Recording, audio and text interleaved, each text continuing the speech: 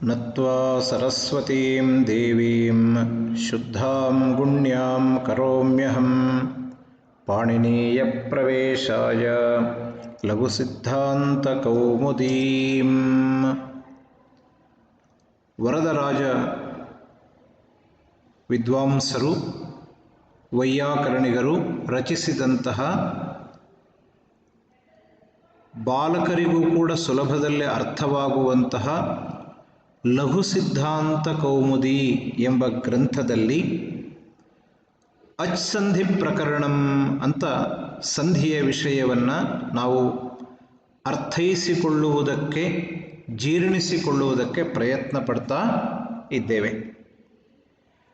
ಪಾಣಿನಿ, ಕಾತ್ಯಾಯನ, ಪತಂಜಲಿ ಈ ಮುನಿತ್ರಯರಿಂದ ನಿರೂಪಿತವಾದಂತಹ ವ್ಯಾಕರಣಶಾಸ್ತ್ರದ ಮಥಿತಾರ್ಥವನ್ನು ಸಂಗ್ರಹ ರೂಪದಲ್ಲಿ ಲಘುಸಿದ್ಧಾಂತ ಕೌಮುದಿಯಲ್ಲಿ ಪ್ರಕ್ರಿಯೆಗೆ ಅನುಕೂಲವಾಗಿ ವರದರಾಜರು ನೀಡಿದ್ದಾರೆ. ಅದರ ಅಚ್ಸಂಧಿ ಪ್ರಕರಣದಲ್ಲಿ ಇಲ್ಲಿಯವರೆಗೆ ಗುಣಸಂಧಿ, ಆರಂಭದಲ್ಲಿ ಎಣ್ಸಂಧಿ, ಯಾಂತವಾಂತಾದೇಶ ಸಂಧಿ, ಗುಣಸಂಧಿ, ವೃದ್ಧಿ ಸಂಧಿ ಅಂತ ಈ 4 ಸಂಧಿಗಳನ್ನು ನಾವು ನೋಡಿದ್ದೇವೆ. ಇವತ್ತು ಇನ್ನೊಂದು ಸಂಧಿ, ಅದೇ ಕ್ರಮದಲ್ಲಿ ಬರುವುದಾದರೆ 5ನೇದಾದಂತಹ ಪರರೂಪ ಸಂಧಿ ಅಂತ ಪರರೂಪ ಸಂಧಿಯ ಬಗ್ಗೆ ವಿವರವನ್ನು ತಿಳ್ಕೊಳ್ಳೋಣ. ಸಂಧಿಯ ಹೆಸರು ಏನು ಅಂತಂದರೆ ಪರರೂಪ ಸಂಧಿ ಅಂತ. ಸಂಧಿಯಾಗಬೇಕಾದ್ರೆ ಒಂದು ಪೂರ್ವ, ಒಂದು ಪರ ಅಂತ 2 ಪದಗಳಿರ್ತದೆ. ಪೂರ್ವ ಪದದ ಕೊನೆಯ ವರ್ಣಕ್ಕೂ ಪರಪದದ ಆರಂಭದ ವರ್ಣಕ್ಕೂ ಸಂಬಂಧವನ್ನು ಹೊಂದಿಕೊಂಡು ಸಂಧಿಗಳು ಆಗುವಂಥದ್ದು ನಿಯಮದಲ್ಲಿ ಬಂದಿದೆ. ಸಾಮಾನ್ಯ ನಿಯಮ ನಾನು ಹೇಳ್ತಾ ಇರುವಂಥದ್ದು. ಪರರೂಪ ಸಂಧಿ ಅಂತಂದರೆ ಉತ್ತರ ಪದದ ಆರಂಭದಲ್ಲಿ ಯಾವ ವರ್ಣವಿದೆಯೋ ಅದೇ ವರ್ಣ ಪೂರ್ವ ಪದದ ಕೊನೆಯ ವರ್ಣಕ್ಕೂ ಉತ್ತರ ಪದದ ಆದಿಯ ವರ್ಣಕ್ಕೂ ಆದೇಶವಾಗಿ ಬಂದರೆ, ಏಕಾದೇಶವಾಗಿ ಬಂದರೆ ಅದನ್ನು ಪರರೂಪ ಸಂಧಿ ಅಂತ ನಾವು ಕರೀತೇವೆ. ಇಂತಹ ಪರರೂಪ ಸಂಧಿಯ ಸ್ವರೂಪ ಏನು, ಆ ಪರರೂಪ ಸಂಧಿಯನ್ನು ತಿಳಿಸಿಕೊಡುವಂತಹ ಸೂತ್ರ ಯಾವುದು, ಇವುಗಳನ್ನು ನಾವು ಅವಲೋಕನ ಮಾಡಬೇಕು. ಆ ದೃಷ್ಟಿಯಿಂದ ಪರರೂಪ ಸಂಧಿಯನ್ನು ನಿರೂಪಣೆ ಮಾಡ್ತೇನೆ. ಪರರೂಪ ಸಂಧಿಯನ್ನು ಹೇಳುವಂತಹ ಸೂತ್ರ, ಪರರೂಪ ಸಂಧಿಯನ್ನು ವಿವರಿಸುವಂತಹ ಸೂತ್ರ ಏಂಗಿ ಏಂಗಿ ಪರರೂಪಂ ಎಂಬುದು ಸೂತ್ರ. ಏಂಗಿ ಪರರೂಪಂ.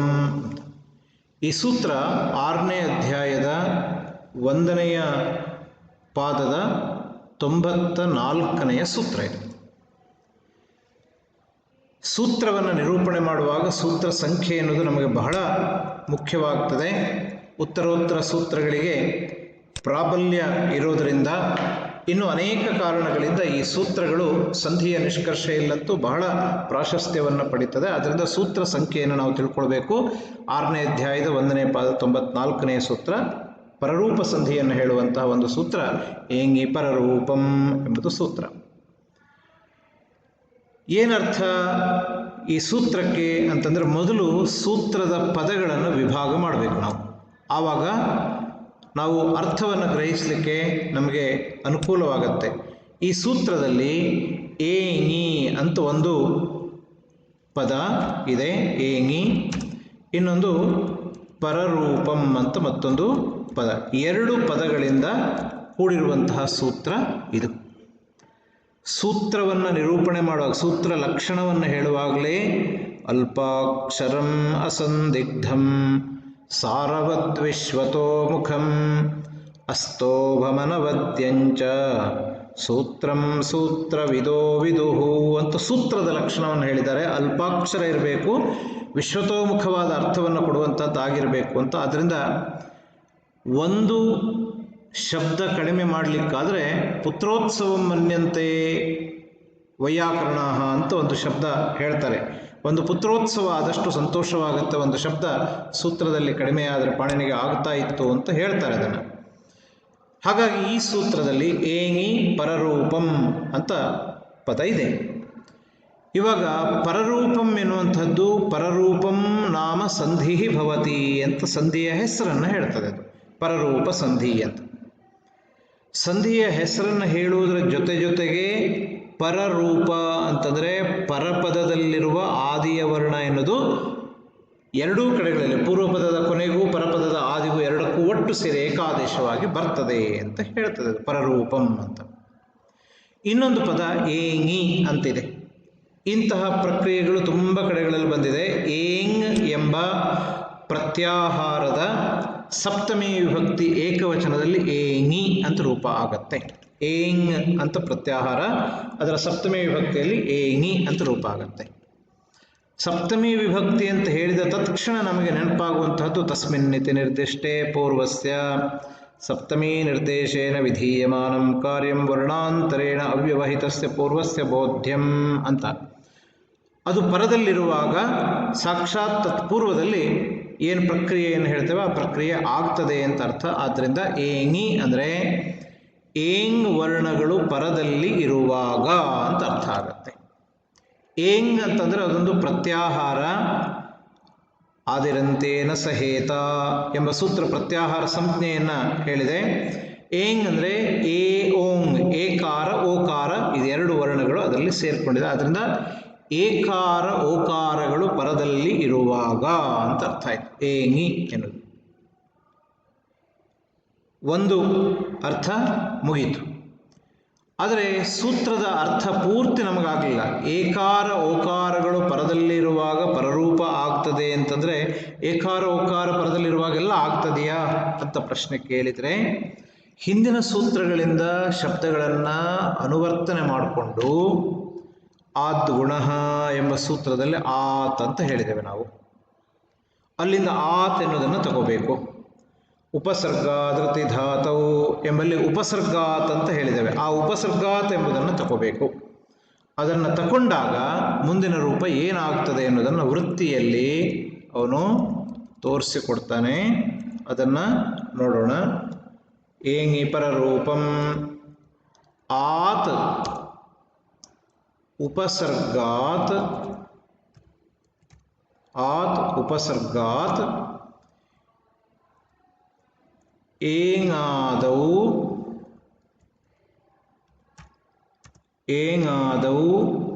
ಧಾತೌ ಪರೇ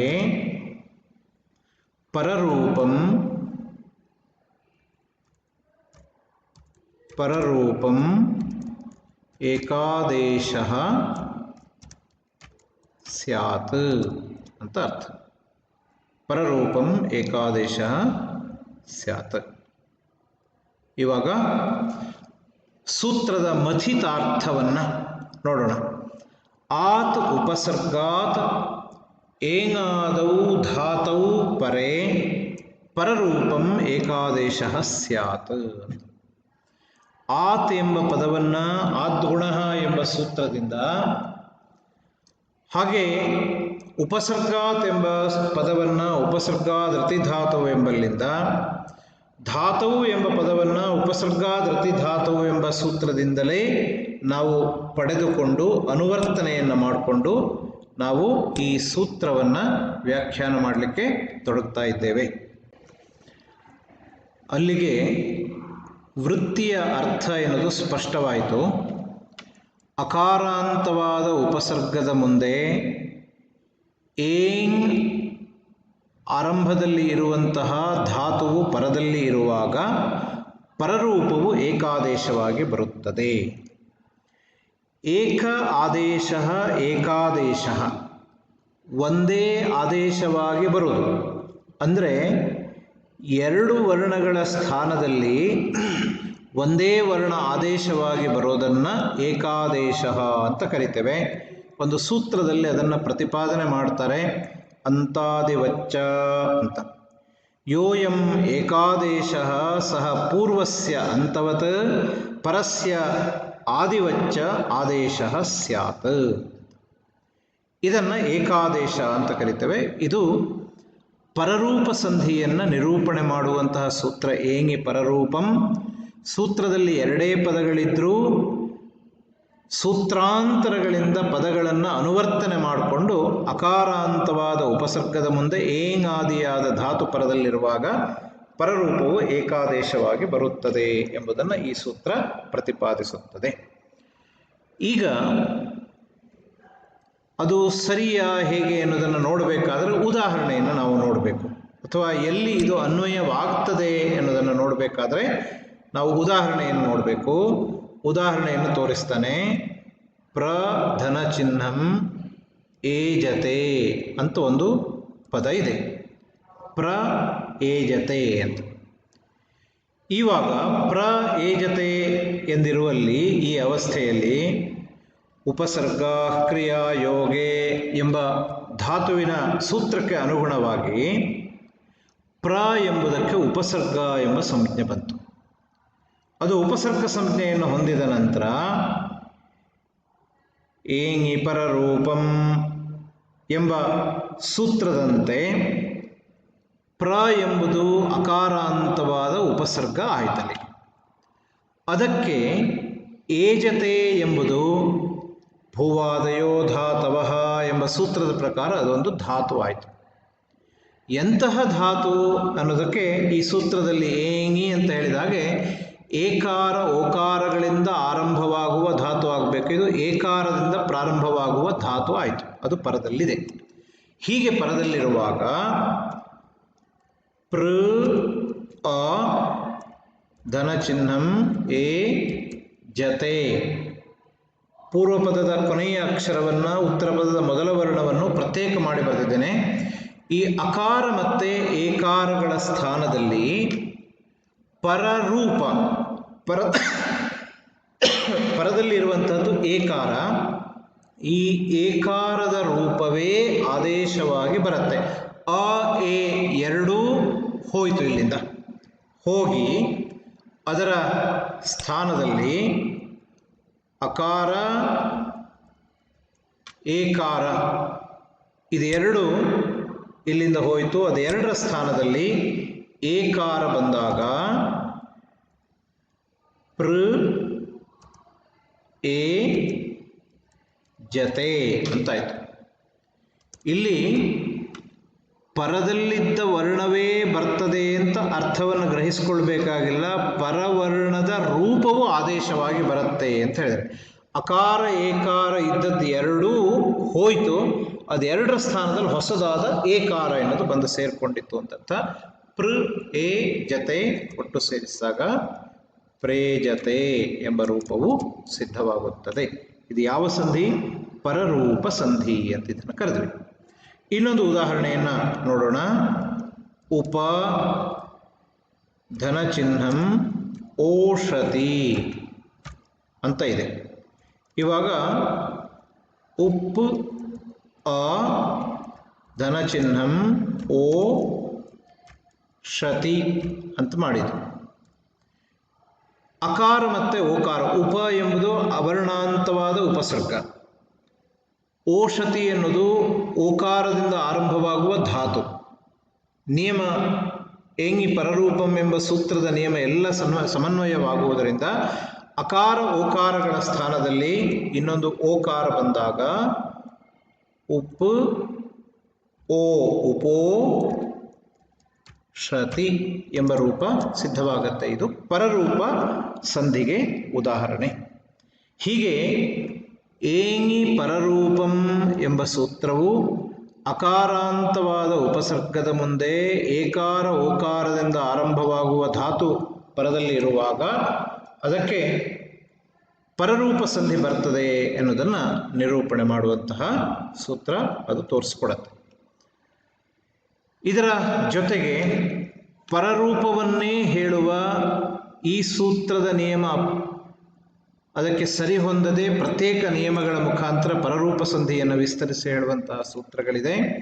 ಅದು ಹೇಳುವ ಮೊದಲು ಒಂದು ಅಂಶವನ್ನು ಪ್ರತಿಪಾದನೆ ಮಾಡ್ತಾನೆ. ಟಿ ಎಂಬ ಸಂಜ್ಞೆಯನ್ನು ಅವನು ಮೊದಲು ನಿರೂಪಣೆ ಮಾಡ್ತಾನೆ. ಅದು ಯಾವುದು ಅಂತ ನೋಡೋಣ. ತುಂಬ ವಿಸ್ತಾರವಾಗಿ ಈ ಸೂತ್ರವನ್ನು ನೋಡದೇ ಇದ್ದರೂ ಸ್ವಲ್ಪ ಮಟ್ಟಿಗೆ ಅದನ್ನು ಗ್ರಹಿಸ್ಕೋಬೇಕು. ಅಚೋಂತ್ಯಾದಿಟಿ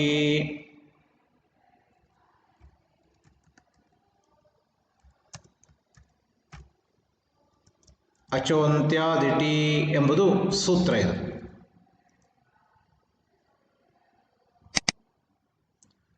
ಅಚೋಂತ್ಯಾದಿ ಟಿ.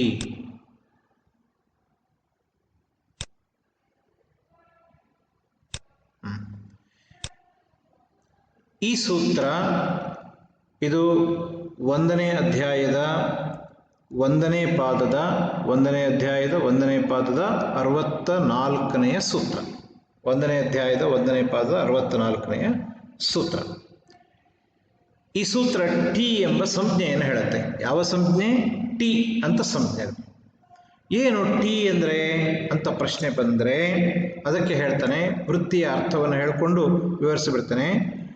ಅಚಾಂ ಮಧ್ಯೆ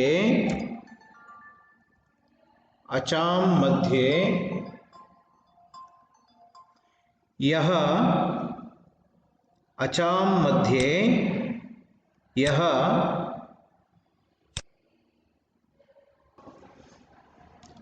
ಅಚಾಂ ಮಧ್ಯೆ ಯಹ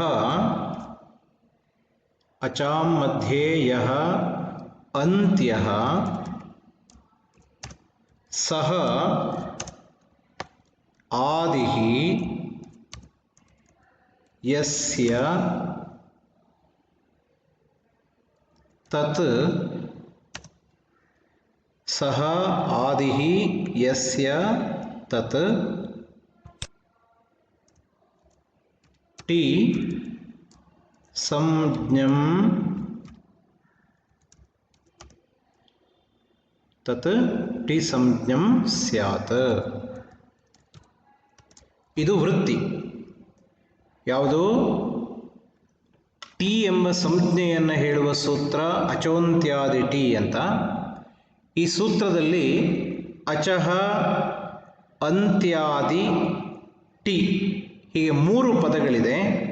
ಅದರ ಅರ್ಥವನ್ನು ವೃತ್ತಿ ವಿವರಿಸ್ತದೆ. ಅಚಾಂ ಮಧ್ಯೆ, ಅಚ್ ಅಂದರೆ ಸ್ವರಗಳು, ಅಚಾಂ ಮಧ್ಯೆ ಸ್ವರಗಳ ಮಧ್ಯದಲ್ಲಿ ಯಹ ಅಂತ್ಯಃ ಯಾವುದು ಕೊನೆಯ ಸ್ವರವೋ ಸಹ ಆದಿಹಿ ಅದೇ ಆರಂಭದಲ್ಲಿ ಇರುವ ಯಸ್ಯ ತತ್ ಯಾವ ಭಾಗವಿದೆಯೋ ಅದಕ್ಕೆ ಟಿ ಎಂಬ ಸಂಜ್ಞೆಯು ಬರುತ್ತದೆ ಅಂತ ಟಿ ಸಂಜ್ಞೆಯನ್ನು ಹೇಳ್ತದೆ. ಒಂದು ಉದಾಹರಣೆಯನ್ನು ನಾವು ತೋರಿಸಿದರೆ ಆವಾಗ ಸ್ಪಷ್ಟ ಆಗಬಹುದು ಎನ್ನುವ ನೆಲೆಯಲ್ಲಿ ಉದಾಹರಣೆಯನ್ನು ತೋರಿಸೋದು. ಈಗ ಮನಸ್ಸು ಈಶಾ, ಮುಂದೆ ಉದಾಹರಣೆ ತೋರಿಸ್ಲಿಕ್ಕುಂಟು, ಅದನ್ನೇ ಈಗ ತೋರಿಸ್ತಾ ಇದ್ದೇನೆ ನಾನು. ಮನಸ್ಸು ಈಶಾ ಅಂತ ಇರುವಾಗ ಮನಸ್ಸೆಂಬ ಪದವನ್ನು ತಗೊಂಡ್ರೆ ಇದರಲ್ಲಿ ಮನಸ್ಸು ಎಂಬುದರಲ್ಲಿ ಮ ಅ ನ ಅ ಸ್ ಇಷ್ಟು ಪದಗಳಿದೆ ಮನಸ್ಸು ಎನ್ನುವುದರಲ್ಲಿ. ಮ ಅ ನ ಅ ಸ್ ಅಂತ. ಇವುಗಳಲ್ಲಿ ಮನಸ್ಸು ಎಂಬುದರಲ್ಲಿ ಅಚಾಂ ಮಧ್ಯೆ 2 ಅಚ್ಚುಗಳಿದೆ. ಇದರಲ್ಲಿ ಒಂದು ಮೊದಲನ ಮ ಉತ್ತರದಲ್ಲಿರುವ ಆಕಾರ, ಇನ್ನೊಂದು ನ ಉತ್ತರದಲ್ಲಿರುವಂತಹ ಆಕಾರ. ಈ ಅಚಾಂ ಮಧ್ಯೆ ಸ್ವರಗಳ ಮಧ್ಯದಲ್ಲಿ ಯಹ ಅಂತ್ಯಃ ಯಾವುದು ಕೊನೆಯ ಸ್ವರವೋ, ಅರ್ಥಾತ್ ನ ಉತ್ತರದಲ್ಲಿ ನಾದ ಮುಂದಿರುವಂತಹ ಅಕಾರ ಎನ್ನುವುದು ಕೊನೆಯ ಸ್ವರ. ಅಂತ್ಯಃ ಸಹ ಆದಿಹಿ ಅದೇ ಆರಂಭದಲ್ಲಿ ಇದ್ದು ಮುಂದಿನ ಭಾಗ ಯಾವುದಿದೆಯೋ ಅಂದರೆ ಆವಾಗ ಅಸ್ ಎಂಬುದು ಆಯಿತು. ಇದನ್ನು ರೆಡ್ ಮಾರ್ಕ್ ಮಾಡಿದ್ದೇನೆ. ಅಸ್ ಎನ್ನುವುದಾಯಿತು.